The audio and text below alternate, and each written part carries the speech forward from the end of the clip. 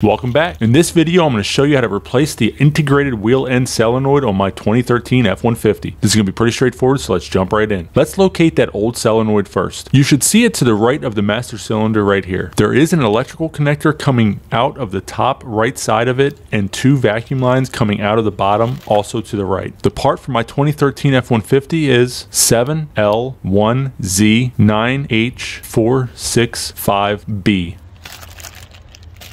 Let's get that electrical connector removed first. You want to pull up on the top like this to free the tab and then pull back like this to remove it. Eventually it should pop off, just like that. Go ahead and place the connector out of the way and then we can get to the fun part. Now we need to remove these two vacuum lines, but you want to be extremely careful. I would advise you remove the solenoid first and then the vacuum lines. Trying to remove the lines first can result in bad news. Kind of like that. These things are so brittle they are prone to snap with a little bit of pressure, so keep that in mind. I'll remove the other one the correct way in a little bit. These technically just pull off, just like that. This can be fixed pretty easily if there's still part of the plastic tube sticking out of the end of the rubber boot. I'll show you that later. Now most people would have learned from that mistake and tried something different for the bottom line. I am not one of those people. Well, eventually I did, but not before risking breaking another line. As I'm twisting this, do you think this line may be ready to break too? You may see that happen in the next video. Once I decided to use my brain, I tried something different. If you push down on the solenoid like this, it should break free from the bracket it's mounted on. Now you should be able to hold the vacuum line in place while rotating the solenoid like this. This will help prevent from breaking a second vacuum line. Eventually, you should be able to pull the solenoid off. As you can see, there's a rib on each of these tubes that the lines push on. This helps prevent them from coming off and reduces the chances of a vacuum leak, but also makes it a pain to remove those lines as you just saw. Let's grab the new solenoid and get it installed. Be careful pushing the lines out of the way, especially since I already broke one of them. Now when installing the IWE Solenoid, in order to mount it, you want to do it from the bottom and push up. This will allow it to snap into place and it should not come loose very easily. Then you can grab your electrical connector and push in on the solenoid, just like that. Next, grab your check valve line and push it on the bottom tube. If you ever get confused which line is which, this blue device is the check valve.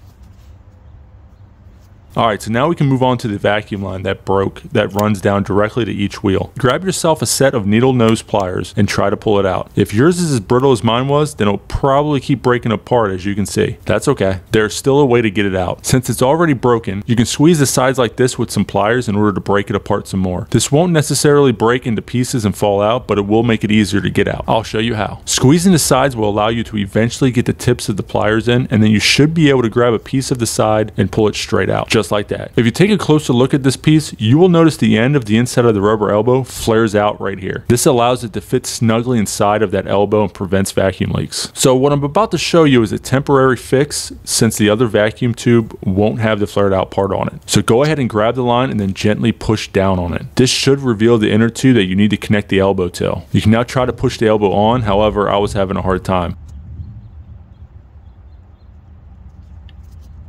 So in order to give myself some more room, I removed the electrical tape on the end. After unwrapping it, you should be able to just pull it off. Just be careful, you don't want to break more of the line or else you'll have to replace it altogether.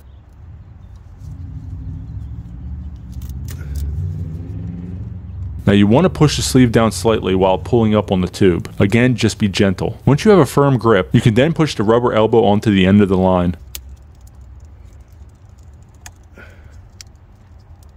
That should be enough to allow you to reconnect the vacuum line to the solenoid, just like that. Again, this is a temporary fix. Over time, this will probably come undone again, or the line will break again, forcing you to replace it. Or you may be like me and decide it would be a good idea to move it around while replacing your check valve, just like that. So tune in next week to see how I replace the check valve and screw up once again. Thanks for watching. That's all there is to it. If you found any part of this video helpful or entertaining, please give it a thumbs up. Also, if you haven't subscribed yet, hit that button as well as the notification bell so you don't miss a video from our channel. Thanks for watching and we'll see you on the next one.